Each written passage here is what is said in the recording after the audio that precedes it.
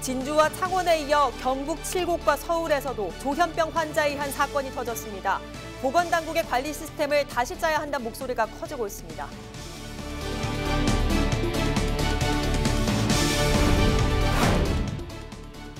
이번 주말 함안에서는 1500년 전의 아라가야 역사도 배우고 수박도 맛볼 수 있는 축제가 열립니다.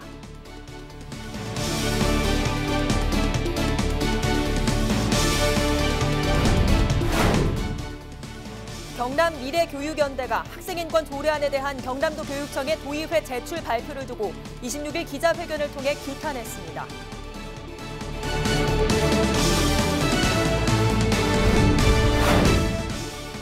창원 스타필드 입점을 두고 찬반 공론화 절차를 수행할 용역업체 한국갈등해결센터와 한국갤럽 두 개사의 컨소시엄이 우선 협상 대상자로 선정됐습니다.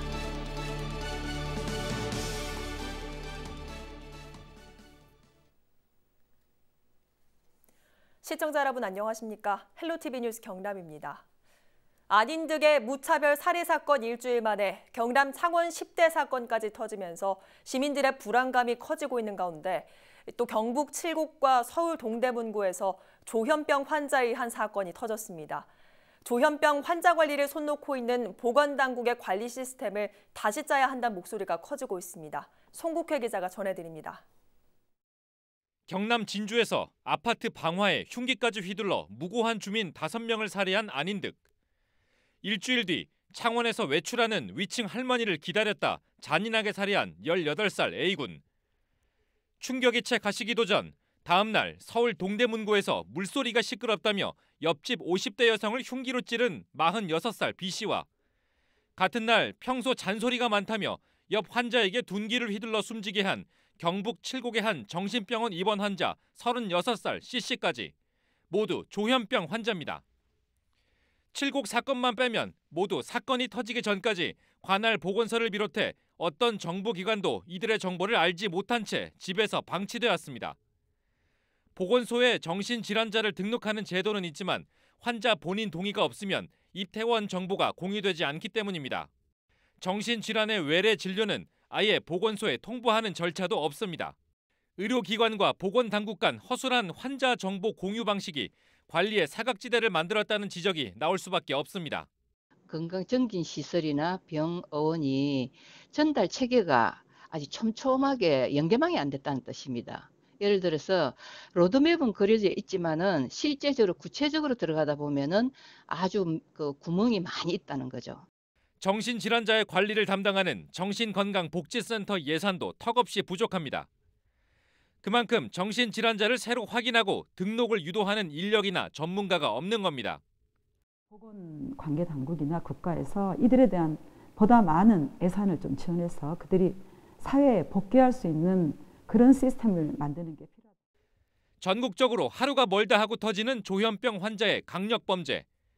보건당국의 정신질환 관리 시스템을 다시 짜야 한다는 목소리가 커지고 있습니다. 헬로티비 뉴스 송국혜입니다. 이번 주말 함안군에서는 아라가야 역사를 담은 함안 아라 문화제와 함안의 대표 특산물인 함안 수박축제가 열립니다. 여름을 조금 빨리 맛볼 수 있는 축제 현장을 전주현 기자가 다녀왔습니다. 잡힐 듯 말 듯 아슬아슬. 남녀노소 할 것 없이 낚싯대를 이용해 수박을 잡아 올립니다. 고군분투 끝에 수박을 아는 사람의 얼굴에는 한호성과 함께 웃음꽃이 피어납니다. 쌀쌀한 날씨에도 불구하고 행사를 찾은 방문객들에게 수박화제는 인기 만점의 별미입니다. 수박축제 오늘 처음 왔는데 분위기도 좋고 좋아요. 수박 맛도 보고 좋습니다. 그래가 우리도 3개 사가지고 차에 아저씨는 갖다 놓으러 갔어요. 함안의 대표 특산물인 수박을 즐길 수 있는 함안 수박축제가 시작됐습니다. 축제에서는 다른 지역보다 한 달가량 일찍 수확되는 함안 수박을 시중보다 더 싼 가격으로 구매할 수 있습니다. 수박 시식도 하고 판매도 저렴하게 하고 있고 수박도 화채도 하고 다양한 체험 행사가 있습니다. 손님들 많이 오셔가지고 다 즐거운 휴일 보내시고 가시면 좋겠습니다. 수박축제를 비롯해 함안 아라제와 처녀 뱃사공 가요제 등이 이번 주말까지 열리면서 함안은 축제의 장이 됩니다. 20일 수박축제를 시작으로 아라문화재 개막식과 아라대왕 행렬, 천신제 재연 행사가 열리고 이튿날에는 처녀 뱃사공 전국 가요제와 불빛 페스티벌이 펼쳐져 장관을 이룰 예정입니다. 마지막 날에는 하만 수박가요제와 마리산 고분군 유네스코 세계유산 등재를 기원하는 음악회도 열립니다. 경남에 계시는 또 전국에 계시는 우리 관광객들 많이 참석하셔서 우리 하만의 수박 그 맛을 보시고 정말 대단한 그 수박이 전국적으로 확산돼서 앞으로 홍보를 많이 해주시기를 바라겠습니다. 1500년 전에 알아가야 역사도 배우고 이른 여름의 맛을 느낄 수 있는 하만의 축제들은 오는 28일까지 계속됩니다.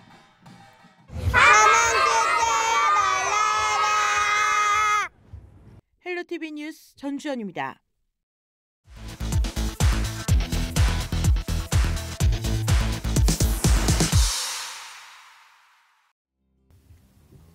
저마다 품고 있던 초록빛깔을 뽐내며 늠름하게도 자리 잡은 산자락. 오늘은 연일 파랗던 하늘도 왠지 초록빛에 물든 듯한데요. 코끝을 간지럽히는 봄바람에 나뭇잎들도 꽃들도 살랑살랑 덩달아 몸을 흔들어 보고 따스한 햇살에 너도 나도 포근해 보는 곳. 오늘은 밀양시 산회면에 위치한 다원마을을 찾아가 봤습니다. 다원은 차다자 다원이거든. 고려 때부터 난 곳이 이 뒤에 산야에 이 타가 자생하고 있었다 이 말입니다. 그래서 이 고을이 다원이라 차다자 다원이라. 마을 곳곳에 위치한 아름다운 고택들.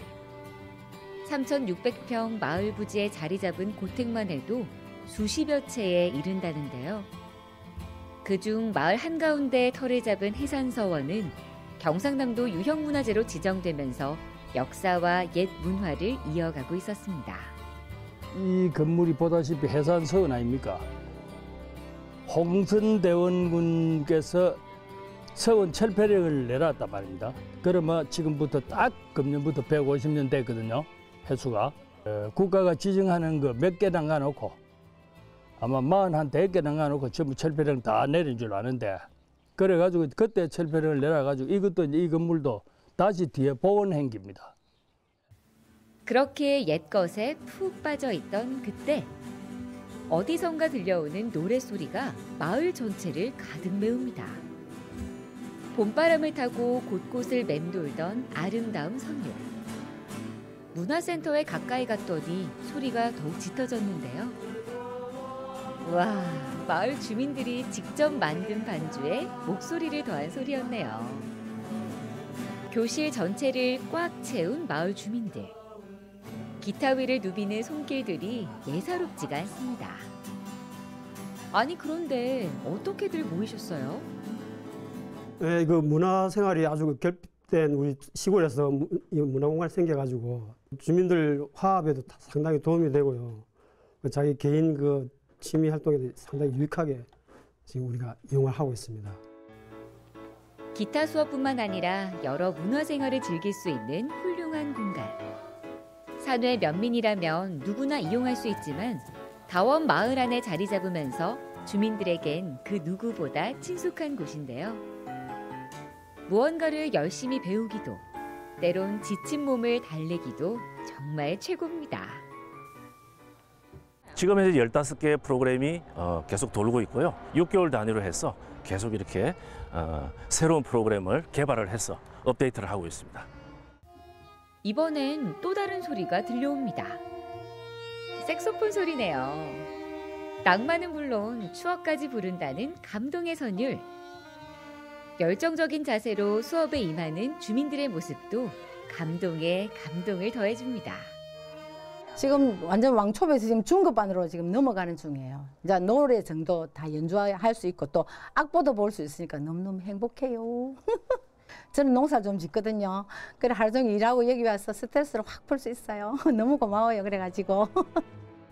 서로 다른 표정으로 웃고 있지만 같은 마음, 같은 공간에서 매일을 함께하고 있는 마을 주민들. 모두의 안녕과 소소한 행복 말고 더는 바랄 것이 없습니다. 앞으로 그래 뭐 건강하게 명대로 편안하게 그래 살다가 죽는 그게 소원이지 뭐 다른 게 있습니까? 겨울이 가고 따스한 봄이 오는 것처럼 지난 날을 잘 추억하고 새로운 내일을 준비하는 다원 마을 주민들. 너무 빠르게만 지나가는 날들이 매일 아쉽기만 하지만 오늘도 다원 마을 주민들은 잊지 않고 힘을 내보려고 합니다. 헬로티비 뉴스 구진입니다.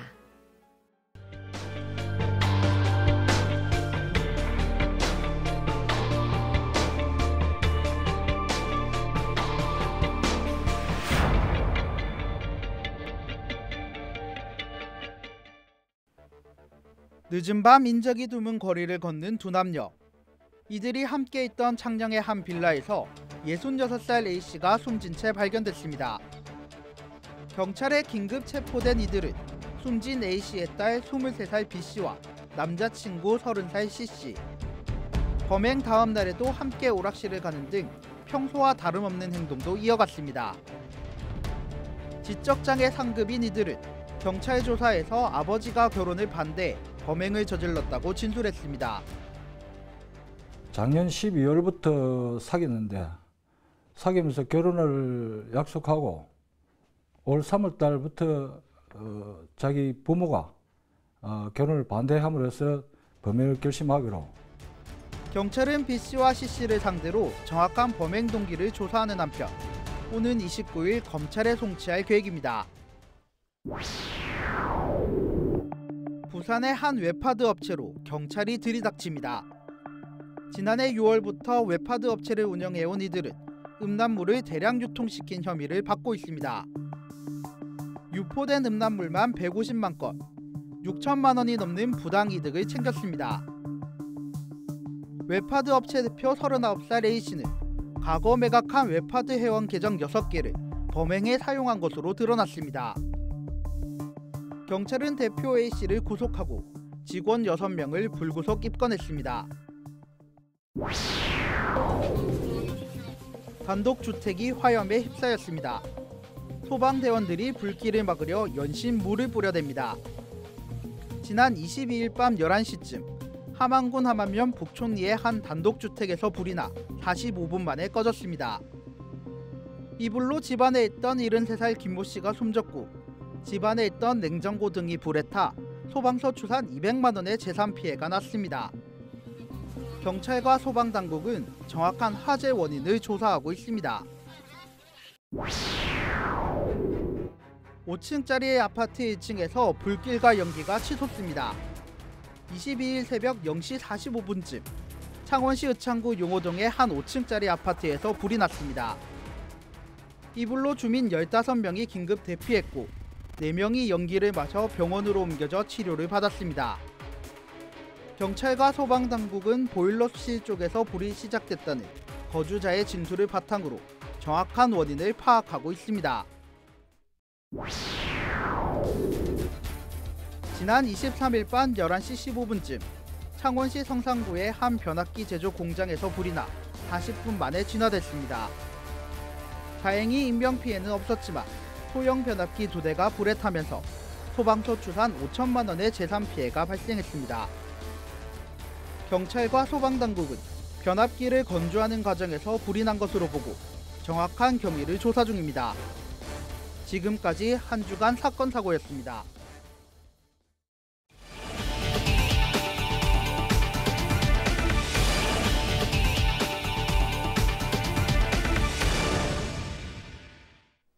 경남 미래교육연대가 26일 오전 경남도의회에서 기자회견을 열었습니다. 경남 미래교육연대는 경남도 교육청이 25일 학생인권 조례안의 도의회 제출을 발표했다며 이는 반대 분위기를 무시하고 법을 운운하며 밀어붙이려는 행위로 교육 조례안 처리 방법으로 매우 부적절하다고 주장했습니다. 또 학생인권 조례로 다른 지역에서 학교 폭력이 줄었다는 보고와 반대단체의 실체가 없다는 박 교육감의 발언은 신빙성이 없다고 말하면서 경남도의회 상정된 조례안을 기각해달라고 요청했습니다. 창원시가 스타필드 공론화 절차를 수행할 업체로 한국갈등해결센터와 한국갤럽 두 개사의 컨소시엄을 우선협상 대상자로 선정했습니다. 창원시는 향후 우선협상 대상자와 15일 이내 시민참여단 선정 방식, 토론회, 수기 절차 등 세부적인 사항을 협상할 계획입니다. 또 다음 달 20일 전까지 정식 계약을 체결해 늦어도 5월 말부터 공론화 사업을 본격 추진할 예정입니다. 공론화위원회는 오는 30일 의창구청에서 이해관계자와 시민들이 참여하는 스타필드 공론화 간담회를 진행할 계획입니다. 25일 오전 9시 반쯤 창원시 의창구 소답동 구룡사 인근 등산로에서 55살 A씨가 삽살개에게 다리를 물리는 사고가 발생했습니다. A씨는 왼쪽 다리를 다쳐 병원에서 치료를 받았습니다. 소방당국은 등산로 인근 농장에서 키우던 개가 목줄이 풀려 돌아다니다 A씨가 지나가자 공격한 것으로 보고 있습니다. BNK 경남은행이 오는 12월 말까지 청년들의 전세 자금 대출을 지원합니다. 신청은 경남도에 있는 임차보증금 1억 원 이하의 주택임대차 계약을 맺은 만 19세 이상, 만 34세 이하 무주택 세대주면 가능합니다. 주택금융공사 보증서를 담보로 최대 9천만 원까지 지원이 가능하고 3천만 원까지는 2차 보전이 적용됩니다. 대출 기간은 2년이며 중도 상환 수수료는 없습니다. 맹종 대나무 축제가 26일부터 28일까지 사흘간 열립니다. 올해로 8회째를 맞는 이번 축제는 거제 하청면 맹종죽 테마파크 일원에서 죽순 요리 만들기와 죽순 수확, 대나무 공예 체험 등 다채로운 행사로 꾸며집니다. 지난해 15만 명이 다녀간 맹종 대나무 축제는 거제 지역을 대표하는 축제로 자리 잡았습니다. 허성모 창원시장과 허성곤 김해시장이 전국 기초단체장을 대상으로 한 공약평가에서 최우수 등급을 받았습니다. 한국 매니페스토 실천본부에서 실시한 공약 실천계획 평가에서 창원시는 창원과 마산, 진해의 균형 발전 전략을 수립하고 개발 사업에서 벗어난 74개 공약 사업을 추진한 점에 대해 높은 평가를 받았습니다. 김해시는 공약별 실천 계획과 이행 현황을 홈페이지에 정기적으로 공개해 투명성과 소통 분야에서 좋은 평가를 이끌어냈습니다. 전국에서 SA 등급, 즉 최우수를 받은 기초자치단체는 모두 48곳으로 경남에서는 창원과 김해만 포함됐고 나머지 시군은 B와 C 등급을 차지했습니다. 우리 지역의 이슈 콕 짚어봅니다. 헬로 이슈 토크. 지역의 이슈를 심층 취재해 분석해보는 시간 헬로 이슈 토크입니다. 오늘 시간에는 여전히 현재 진행형인 4월 17일의 고통, 진주 아파트 참사의 원인과 해법에 대해 이야기 나눠보겠습니다. 이번 사건을 다양한 각도에서 분석해 주실 두 분의 전문가 나와 있습니다. 이진욱 정신건강의학과 전문의 나오셨습니다. 반갑습니다. 네, 안녕하세요. 박찬혁 영상대 경찰행정학과 교수 자리해 주셨습니다. 반갑습니다. 안녕하세요. 피해자 안인득이 자신의 집을 방화하고 흉기를 휘두르며 5명의 사망자를 내고 경찰에 체포되기까지 걸린 시간은 불과 20분. 하지만 아직까지 그 고통도 해결 방안도 마무리되지 않은 채 오늘 아침에도 2건의 조현병 환자에 의한 사건이 또 발생했는데요. 오늘 차근차근 매듭을 풀어보도록 하죠. 자, 이 얘기를 꺼내자면 마음이 참 무거운데 어제 경찰이 진주 참사의 원인에 대해서 결론을 좀 내렸습니다. 안인득의 조현병에 의한 범죄가 아닌 계획적 범행으로 결론을 좀 내렸는데 그러면 안인득의 이 조현병과 이 범죄는 관련이 없다고 봐야 되는 겁니까?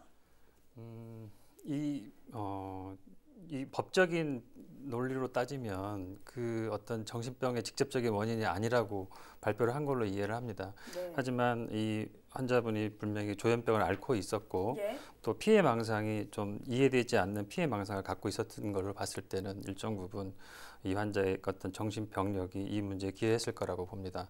하지만 지금 이 시점에서 우리가 잘 봐야 되는 것은 이분이 분명히 그 전에 여러 가지 징후들이 있었기 때문에 입원할 수 있는 여러 가지 기회가 있었는데 입원을 하지 못해서 생긴 어떤 사회적인 제도의 문제 때문에 이 문제가 생겼다는 측면에서는 간접적인 원인을 우리가 좀 더 관심을 가져야 할 때인 것 같습니다. 한 2년 전에 정신보건법이 대폭 개정이 돼서 환자들의 입원이 굉장히 어렵게 만들어졌는데요. 환자가 인권과 이 어쩔 수 없는 강제 입원이라는 이 두 가지 측면은 상당히 두 가지를 다 만족하기 어려운 면이 있습니다. 근데 그 당시에 아마 정신과 의사들도 많이 우려를 했었습니다. 그래서 입원을 강제로 하는 게 굉장히 어렵고 또 요건이 되지 않는 환자들을 퇴원시켰을 때 그 환자들이 갖게 된 여러 가지 피해적인 것들에서 우려를 이미 나타냈었거든요. 그래서 이런 문제가 자꾸 생기고 이런 문제들을 봤을 때 이 우리나라 정신보건법 역사가 굉장히 짧기 때문에 이런 시행착오를 걷고 있지 않나 이런 생각이 듭니다. 그 강제 입원이 힘든 부분 제도적 측면을 좀 말씀을 해주셨는데 그러면 제때 조현병 치료가 안 돼서 범죄로 이어졌을 가능성 없겠습니까? 만약에 제대로 잘 치료가 됐었다면 이 환자가 갖고 있었던 그런 난폭성이나 공격성이 확 줄어서 아마 이런 정도까지 어떤 계획된 범죄로 이어지지 않았을 거라고 봅니다. 그래서 물론 이 범행의 직접적인 원인은 그 환자의 어떤 범행과 연결된 법리적인 논리가 있긴 하겠지만 그 이전에 간접적인 원인으로는 이 환자를 입원시키려고 여러 번 노력을 했는데 입원시킬 수 없었던 현재 상황이 가장 저는 간접적인 큰 원인이라고 보고 있습니다. 사실 최근에 조현병으로 인한 사건 사고가 굉장히 많았습니다. 지난해 서울 강서구에 있었던 PC방 사건도 그렇고요. 며칠 전에 김해에서도 흉기로 이웃을 좀 난동을 부린 사건도 있었고 지난 23일에는 또 18살 고교 중퇴생이 위층 할머니를 살해하는 사건이 발생했고 오늘 아침에도 또 2건이 일어났습니다. 서울에서 40대 여성이 이웃 주민을 흉기로 찔렀고 또 경북 칠곡에서는 정신병원 안에서 정신질환자가 다른 환자를 이렇게 둔기로 살해하는 사건이 발생을 했습니다. 주민들이 상당히 불안해하고 있는데 이렇게 정신질환자에 의한 범죄가 급격히 늘어나는 원인은 어디에 있다고 보십니까? 네, 맞습니다. 이미 우리 사회에 많이 방치되어 있거나 치료를 받지 못하고 관리 범위를 벗어난 환자들이 많기 때문에요. 이들에 대한 관리가 이루어지지 않거나 지원이 계속되지 않는다면 사건은 계속 발생할 수밖에 없을 것입니다. 통계 자료에 나와 있듯이 정신질환자에 의한 범죄는 계속 증가하고 있습니다. 2017년도 기준으로 9,000명 이상의 범죄자가 있었고요. 이 중에서 6,000명은 전과자에 해당이 됩니다. 그리고 심지어 1,600명 정도는 전과가 구범 이상인 이런 사람들이 있기 때문에 이들에 대한 관리가 지속적으로 이루어지지 않으면 범죄는 계속 발생할 수밖에 없을 것이다 이렇게 생각이 되고요. 뿐만 아니라 우리 현대 사회가 굉장히 경쟁적인 구조로 되어 있고 경제적으로나 사회적으로 열등하거나 약자에 있는 이런 위치에 있는 사람들이 더 삶이 어려워지고 스트레스나 갈등을 많이 경험하게 되는데요. 이런 스트레스나 갈등은 개인의 어떤 성장 과정에서 정신질환을 일으키는 원인으로 알려져 있기 때문에 조현병과 같은 정신질환자가 계속 증가할 수도 있습니다. 그래서 최근에 개인의 불만을 본인이 아니라 사회에 표출하는 이런 묻지마 분노형 범죄가 이와 무관하지 않다라고 생각이 됩니다. 현대 사회가 주는 스트레스, 이것이 조현병의 원인일 수 있다 이런 말씀 해주셨는데 실제로 지금 병원 현장에서 겪어본 경험으로 이런 부분들과 좀 연관성이 있다고 보십니까? 그렇습니다. 조현병의 한정짓자면 여러 가지 복합적인 원인입니다. 유전적인 거, 환경적인 거, 발달 심리적인 여러 가지가 있는데 갈수록 나타나는 이런 묻지마 범죄라든지 이런 사회 현상들을 보면 이런 사회 스트레스라든지 여러 가지 폭력성 이런 것들이 무관하지 않은 것 같습니다. 특히나 현재 범죄 통계에서도 보면 계속 폭력적인 성향이 늘어가고 또 묻지마 사건이 최근 들어 이게 반복되고 있는데요. 이런 걸 보면 분명히 그런 문제가 관련되어 있습니다. 그래서 저도 이제 일선에서 보면 병원에 오시는 분들이 이런 피해를 오시는 분들이 많은데 요즘 특히 성폭력 피해가 많으시고요. 또 젊은 분들은 이제 미래에 대한 불안도 있지만 학교에서 학생들이 겪는 언어적인 폭력, 또 심지어는 학부모님들도 언어 폭력을 많이 써서 그것 때문에 오시는 선생님들도 있고요. 또 안 씨도 이 층간소음 얘기를 했었는데 층간소음 때문에 제 환자 경험은 싸움이 일어나가지고 목이 졸려가지고 오신 분도 있었습니다. 이 정도로 이 사회가 정말 스트레스가 너무 많고 너무 좀 고립되고 너무 여유가 없는 그런 사회라는 걸 제가 직감하고 있습니다. 정말 그 질환도 크게 늘어가고 있는 실정인 것 같습니다. 자, 이번 진주 참사를 보면 개인의 악행으로 보는 시각도 있지만 사회적 책임이 있다 이런 시각도 있거든요. 결국은 좀 무관심이 일으킨 범죄라는 건데 결국엔 뭐 안인득의 경우에 봐도 아파트, 이웃, 또 경찰, 병원에서도 이 조현병을 앓고 있는 걸 알고 있었으면서도 그대로 방치되고 있다. 이 부분이 좀 중점적인데 실제로 정신질환자 관리에 대해서 어떻게 좀 이루어지고 있는 상황입니까? 네, 먼저 보건복지부 자료를 보시면 우울증이라든지 조울증 또는 공황장애, 불안장애 등 5대 정신질환으로 진료를 받은 환자 수는 2017년 기준으로 160만 명을 넘었습니다. 예. 그리고 이 수치는 2013년 139만 명에서 매년 이제 증가하고 있는 것으로 파악이 됐고요. 이 공식적으로 파악된 통계이기 때문에 치료를 받지 않고 방치되는 정신질환자까지 고려한다면 실제 환자 수는 더 많을 것으로 예상이 됩니다. 이제 그러나 이런 치료가 필요한 환자들이 지속적으로 관리를 받지 못하게 되면 앞서 얘기하신 것처럼 폭력성이 생기거나 위험군으로 발전할 수 있기 때문에 체계적인 관리가 시급한데요. 현재 여러 가지 치료나 보호를 위한 제도가 있지만 현장에서 실질적으로 인력이라든지 예산 또는 시스템의 부재로 인해서 효율성을 담보하기 힘든 상태입니다. 대표적으로 외대 치료 명령 제도가 있는데 이 제도를 이용한 건수를 살펴보면 작년에 13건 그리고 2년 전에는 불과 8건에 그쳤기 때문에 국가나 지역사회에서 주도적으로 시스템을 구축하고 관계기관 간의 협조가 유기적으로 이루어질 수 있도록 하는 것이 필요하다고 생각이 됩니다. 예, 제도 측면에서 좀 아쉬운 부분이 분명히 있는 것 같습니다. 그런데 가장 이 병을 빠르고 정확하게 진단할 수 있는 곳은 병원이지 않습니까? 병원에서 이런 진료를 거부하는 정신질환자를 좀 강제로 치료할 수 있는 방법이 전혀 없는 겁니까? 그래서 이번 제도가 필요한 겁니다. 그래서 이 안 씨의 경우도 검찰이 발표했듯이 이제 치료 감호소를 나와가지고 5, 6년간은 계속 지속적으로 치료를 받았습니다. 근데 이제 담당자가 바뀌고 나서 이제 자기가 일을 하기 위해서는 약을 먹으면 힘들다는 식으로 해서 치료가 안 됐습니다. 그래서 이렇게 치료가 되지 않는 환자들에 대한 어떤 이렇게 위험성을 갖고 있는 전과력도 있는 분들에 대한 강제성이 필요한데 그것을 강제할 수 있는 법이 없다는 겁니다. 현재 현행 법에서는 경찰에 의해서 어떤 위험한 어떤 행동을 했을 때 경찰에 의해서 강제 입원할 수 있는데 이게 소극적으로 적용된 거죠. 그 외에는 결국은 환자를 강제로 입원시키거나 아니면 강제로 치료받게 하기 위해서는 강제로 환자를 병원에 입원시킬 수 있는 법적인 제도가 필요한데 그게 현재는 맹점입니다.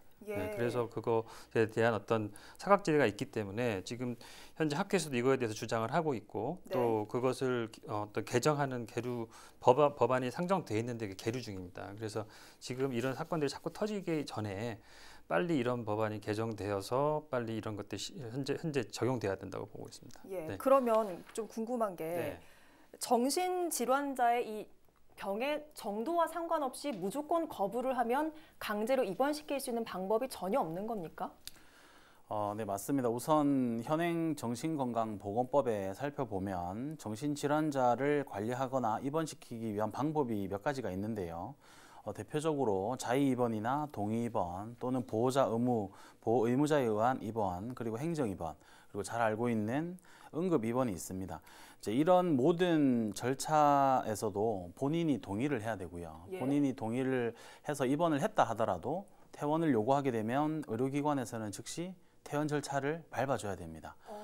그리고 이제 응급입원, 아까 말씀하셨던 것처럼 경찰관이 다른 사람에게 위험을 끼칠 우려가 있어서 상황이 급박하고 절차적으로 시간이 없을 때 의사 한 사람의 동의를 받아서 응급으로 입원을 의뢰할 수는 있습니다. 그러나 이 기간이 3일에 불과하고요. 계속해서 입원을 하려고 하면 앞서 얘기했던 그런 절차들을 통해서 해야 되기 때문에 실제 현장에서 장기간 입원을 계속하는 경우는 많지 않고요. 타인에 대한 위험을 끼칠 우려를 판단하는 것이 경찰이나 의사라 하더라도 사실은 부담감이 있기 때문에 현장에서는 법과 조금 다르게 해석이 될 수 있습니다. 그러면 이게 좀 개선돼야 하지 않을까요? 어떻게 보십니까? 그래서 이제 인권이냐 아니면은 공공의 안전이냐라고 하는 가치가 충돌을 하게 되는데요.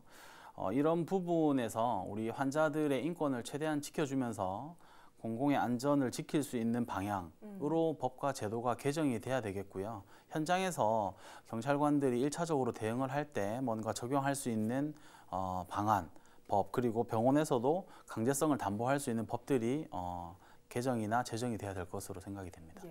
법조계 쪽에서도 이 부분에 대해서는 좀 개선이 필요하다 이런 의견인 것 같습니다. 그러면 이 부분에 대해서 의료계에서는 어떤 시각으로 보는지도 좀 궁금하거든요. 선생님께서 어떻게 생각하십니까?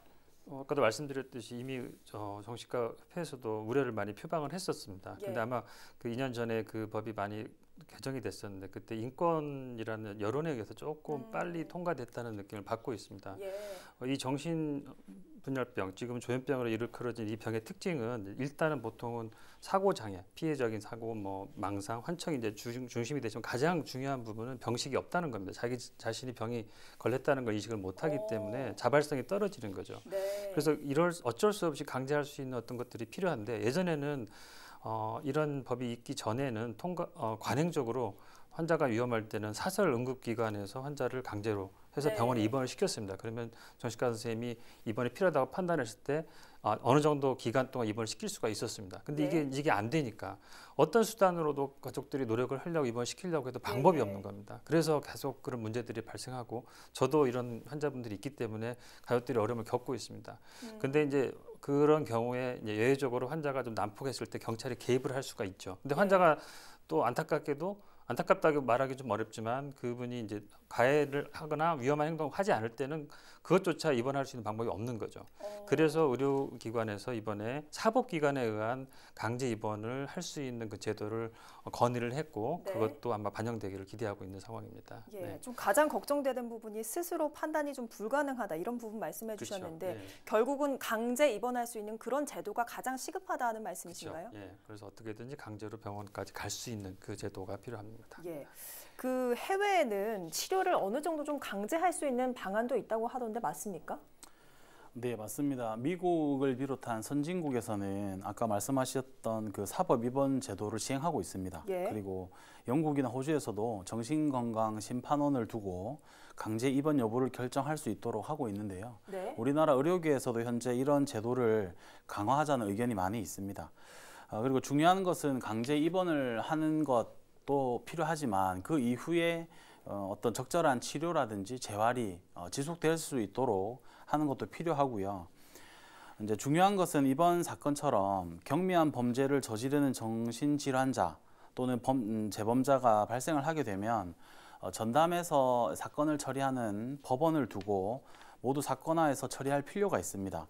예를 들어서 법원의 명령이나 판결에 따라서 치료를 강제하거나 의무화할 수 있는 이런 방법, 그래서 개인에게 또는 환자에게 필요한 서비스나 지원을 받도록 이걸 의무화하는 것이 좀 필요하고요.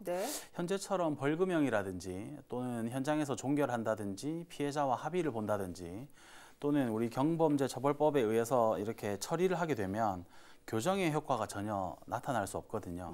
기대하기 어렵기 때문에 전문가들로 구성된 특수한 상황에 맞는 사법 절차를 마련해서 그런 질환을 앓고 있는 환자나 그런 사람들이 저지른 범죄인들에 대해서는 이런 과정을 거치게 하는 게 오히려 도움이 되지 않을까 이렇게 생각을 하고 있습니다. 그 방금 말씀해 주신 게 사법 입원 제도인 거죠? 네, 맞습니다. 이게 우리나라에서 적용이 좀 안 되는 이유는 뭡니까? 역시나 인권 문제인가요?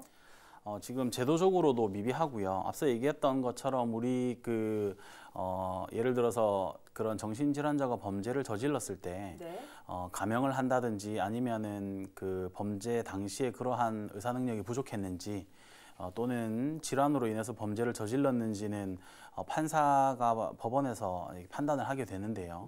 의학적인 지식이 부족하거나 전문가가 아니기 때문에 부족할 수 있습니다. 그래서 그걸 전담할 수 있는 그런 어떤 부서라든지 아니면 법원을 설치해서 그런 정신질환자에 의한 범죄가 발생을 했을 때에는 전문적으로 처리할 수 있는 어떤 그런 제도와 시스템이 필요하다 이렇게 생각이 됩니다.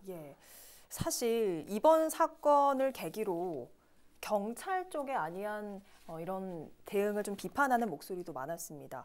경찰의 대응 체계 어떤 변화가 좀 있어야 된다 보십니까? 네, 맞습니다. 시민들이 경찰 대응에 대해서 비판을 하는 것은 충분히 공감을 하고요. 그러나 이제 그 피해자 안 씨와 관련해서 과거에 몇 차례 신고가 있었지 않습니까? 그러나 사건 당일 현장에 신고를 받고 출동한 경찰관들은 피해자 안 씨가 조현병이 있었다는 사실을 몰랐을 가능성이 높습니다. 왜냐하면 개인의 의료 기록은 법에 의해서 보호를 받기 때문에 네. 경찰이라 하더라도 영장 없이는 확인할 수가 없거든요. 그리고 또 혹시 안 씨가 그런 조현병이 있었다는 사실을 알았다고 하더라도 네. 경찰 단계에서 강제할 수 있는 절차가 없습니다. 뭐 예를 들어 우리 시민들이 기대하는 어떤 강제 입원이라든지 격리 조치와 같은 그런 즉각적인 처분은 경찰기관 단독으로 처리할 수 있는 권한이 아니기 때문에 아마 현장에 출동한 경찰분들도 사건을 처리하는 데 어려움이 있었지 않았을까 이렇게 생각이 되고요. 만약에 적극적으로 대응을 해서 입원 절차를 진행하거나 구속을 하는 등 이런 조치를 취할 수도 있지만 만약 그런 경우에는 인권 침해라든지 소송을 당할 수 있고요. 실제 소송을 당한 사례가 있기 때문에 현장에서 경찰관들이 대응에 부담을 가지는 건 사실입니다. 참 안타까운 부분인데 그러면 법적인 부분 말고 경찰이 출동했을 때 어떤 좀 도움을 줄 수 있는 실질적인 대안 같은 건 없을까요? 그래서 언론에 방송된 것처럼 그 여학생을 따라가는 행위라든지 우물을 투척하는 행위라든지 소란을 피우는 행위 등은 상대적으로 경미한 사안에 해당되지만 경찰에서 한 번 이상 출동을 하게 되고 위험성을 인지를 하게 되면 경찰 단계에서 매뉴얼을 만들고요. 경찰이 현장에서 그런 매뉴얼에 따라서 법을 집행할 수 있도록 뭔가 그 법이라든지 제도가 마련이 되어야 경찰관들이 적극적으로 대처를 할 수 있을 것으로 기대가 됩니다. 참 경찰관 입장에서도 곤란하고 안타까운 사건일 것 같습니다. 이 질문 또 드리고 싶은데 오늘 아침에 있었던 사건입니다. 경북 칠곡의 정신병원 안에서 일어난 사건인데 이 부분이 혹시 의료인 수가 좀 많았으면 이런 사건이 일어나지 않았을까 이런 의문도 좀 생기는데 어떻게 보십니까? 그렇습니다. 정신보건법이 점점 개정을 거듭하면서 환자 수와 그 의료진의 그 비율을 법적으로 제한하고 있습니다. 그런데 아직도 그 의료 인력과 그 환자의 그 형평성이 아직도 부족한 실정입니다. 그래서 이제 그런 인력이 많이 충원이 돼야 되는 지금 상태인 거고요. 아마 그런 것도 하나의 간접적인 원인일 겁니다. 그리고 전국적으로도 이런 지원 센터들이 있긴 하지만 굉장히 턱없이 부족하다고 현장에서는 말을 하고 있고 또 이런 응급 지원 센터들이 어떤 신고를 받고 갈 때는 파출소처럼 그 지역마다 이런 것들이 있지 않기 때문에 이미 현장에 갈 때는 늦기 때문에 되지 않는 걸로 되어 있습니다. 그리고 또 야간에는 더더욱 불가능해서 이제 야간에는 전화를 해도 자살 예방이나 이런 것만 가능하기 때문에 보통의 정신보건센터는 6시에 문을 닫죠. 그래서 이런 환자들 또 이런 위험성들을 예방하기 위해서는 좀 팀 어프로치가 필요합니다. 그래서 외국의 경우에 미국 같은 경우는 우리나라에서 개별적으로 어떤 정신기관 경찰기관 대응하지만 굉장히 효율이 떨어지기 때문에 팀, 그 프로그램으로 대응하는 걸로 알려져 있습니다. 그래서 우리도 이제 이 시점에서는 이런 좀 효율적인 방법을 좀 찾아야 될 때라고 생각합니다. 근데 좀 궁금한 게 정신질환자 수가 지금 급격히 매년 늘어나는 상황 아닙니까? 근데 의료인 수는 얼마 정도 부족하다고 보면 되겠습니까? 정해진 틀 내에서 양산되고 있고 많이 꼭 의료진이 아니어도 심리센터들이 많이 생기고 있고 간접적인 의료진들이 늘어나고 있지만 지금 현재 일어나는 이런 위험성들은 다분히 조금 그런 어떤 법적인 위험성을 갖고 있는 그런 경우만 한해서이기 때문에 좀 제도가 좀 시급하지 않나 싶습니다. 이런 얘기를 좀 들었어요. 응급 개입팀이라는 게 있다고 들었는데 이게 정확히 어떤 겁니까? 지금 전국에 5개 지역 응급팀이 운영되고 있는데요. 각 그 대도시 단위로 이루어지고 있습니다. 그런데 아까 말씀드린 것처럼 그 지역에서만 커버가 되는 거고 그다음에 그게 어떤 효율적으로 진행하기에는 너무나 인력이 부족한 상태입니다. 그래서 이제 시작 단계인 거고 이쪽 지역에서 이런 것들이 지금 생기려고 발족을 움직임이 있습니다. 그래서 앞으로 전국 예산이라든지 이런 제도가 빨리 시행돼야 될 것 같습니다. 이게 경남에는 없는 걸로 알고 있는데 좀 빨리 시급히 현장에서 좀 여부를 판단하고 안정을 유도하는 이런 부분들이 좀 생겨야 될 것 같습니다. 자, 이번 사태들로 가장 걱정스러운 건 정신질환자에 대한 사회적 인식이거든요. 뭐 두려움이나 혐오 이런 부분으로 좀 번지지 않을까 우려가 되는데 사회적으로 완성된 제도나 시스템이 있어야 이런 제2의 진주 참사 같은 부분이 안 생길 것 같거든요. 좀 첫 단추를 어떻게 좀 꿰야겠습니까? 네, 맞습니다. 앞서 얘기하신 것처럼 우리나라 정신질환자 수는 공식적으로 160만 명을 넘었고요. 조현병 환자도 경남 지역에만 5만 명이 넘는 것으로 이렇게 추정하고 있습니다. 그러나 이제 이런 증상을 가지신 분들 중에 범죄를 저지르는 분들은 극히 일부이기 때문에요. 이런 환자들에 대해서 감시하거나 통제하는 그런 시각이나 대상으로 볼 게 아니라 치료와 재활의 대상으로 볼 필요가 있습니다. 그래서 무엇보다 중요한 게 보호와 관리할 방금 말씀하셨던 어떤 시설이라든지 인력이라든지 예산이 빨리 준비가 되어야 되고요. 그 사회 분위기도 좀 변화가 필요한데요. 물질주의와 자본주의 이런 거에 대한 어떤 분위기 쇄신이 좀 필요하고요.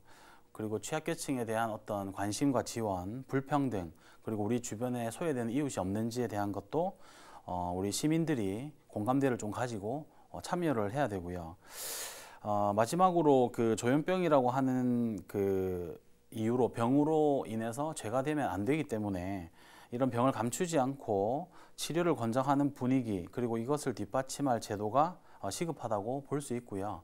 이번 사건처럼 분노형 범죄를 저지르게 되면 정신병력 유무와는 관계없이 엄격하게 처벌받을 수 있다고 하는 것도 우리 사법부에서는 보여줄 필요가 있다고 생각이 됩니다. 자, 마지막으로 오늘 이 방송을 보고 계신 분들 중에서도 정신질환을 앓고 계신 분들이 분명 있으실 겁니다. 그분들에게 한 말씀 남겨주시죠. 이런 그 환자분들의 소수의 이유 때문에 자기 자신의 병을 드러내기도 어려울 정도로 상당히 힘든 어려움을 갖고 있는 분들일 텐데요. 우리 사회가 이런 분들을 좀 포용하고 또 이런 예외적인 경우 때문에 피해를 보는 그런 어려움들이 안 생기게 빨리 사회가 같이 적극 협조해서 좀 그런 문제들이 빨리 없어지기를 좀 바랍니다. 그리고 그분들도 너무 우려하시지 말고 좀 힘을 내시기를 바랍니다. 참 우리 사회 모두가 같이 해결해야 될 문제가 아닌가 싶습니다. 진주 참사는 피의자 안인득의 조현병에 의한 우발적 범죄가 아닌 장기간 철저히 계획된 계획범죄로 결론이 남에 따라 더 강력한 처벌이 있을 것으로 예상됩니다. 국민의 한 사람으로서 이번 사건을 계기로 이제 다시는 제2의 안인득이 없었으면 하는 바람 가져봅니다.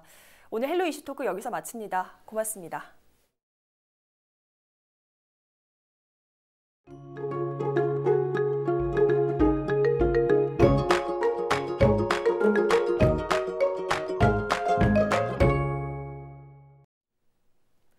날씨입니다. 하루 만에 날이 부쩍 쌀쌀해졌습니다. 금요일 경남 지역에는 5mm 안팎의 비가 내리고 찬바람이 불면서 기온이 뚝 떨어졌는데요. 다만 비 덕분에 공기질도 깨끗하고요. 건조함도 모두 해소됐습니다. 옷차림만 주의해 주시기 바랍니다. 주말에는 다시 맑은 하늘이 드러나겠지만 토요일 창원의 낮 기온 17도, 일요일 15도에 그치는 만큼 외출하실 때에는 옷차림 따뜻하게 해주셔야겠습니다. 월요일에는 또다시 비가 한 차례 내리겠고요. 따뜻한 봄 날씨는 다음 주 화요일쯤 되찾겠습니다. 모든 해상에서 매우 강한 바람과 함께 물결도 매우 높게 일겠습니다. 항해나 조업하는 선박은 각별한 유의가 필요하겠습니다.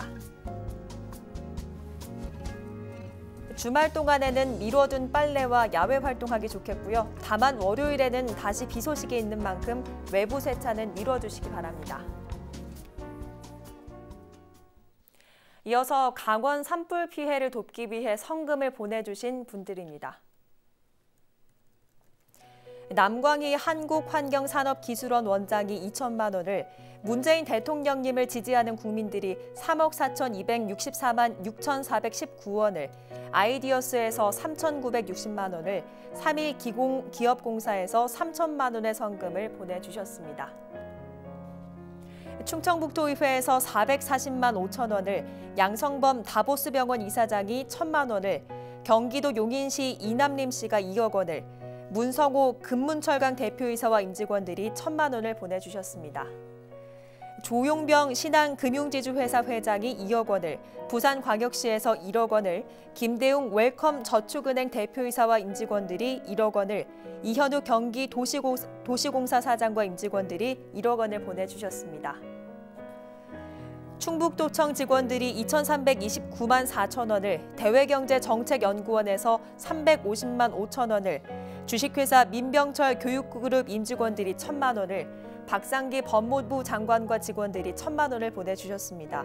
이외에도 많은 분들이 성금을 기탁해 주셨고요. 기탁해 주신 성금은 강원 산불 이재민을 돕는 데 쓰여집니다. 고맙습니다. 네, 오늘 뉴스는 유튜브 헬로 경남 채널을 통해 다시 보실 수 있습니다. 이상으로 뉴스를 마칩니다. 저희는 늘 지영민 곁에 있겠습니다. 고맙습니다.